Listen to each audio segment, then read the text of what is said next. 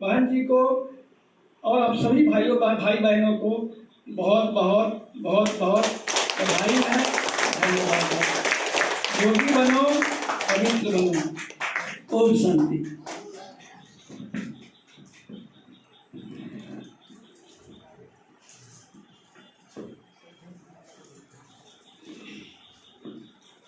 ओम शांति। योगेश्वर पिता परमात्मा के प्रिय संतान, आज 11वीं अंतर्राष्ट्रीय योग दिवस की आप सभी को बहुत बहुत शुभकामनाएं।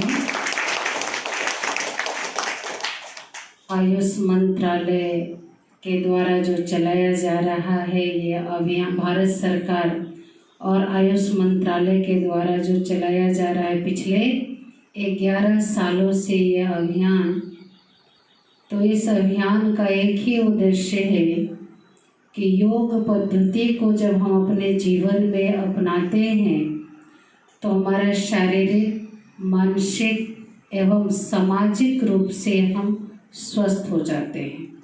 क्योंकि आज मनुष्य शारीरिक रूप के साथ साथ आज मानसिक रूप से ज़्यादा अस्वस्थ है।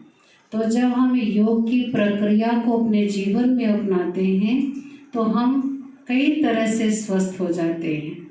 और इसलिए योग जो है ये प्राचीन काल से चला आता है, अनादि काल से चला जाता है।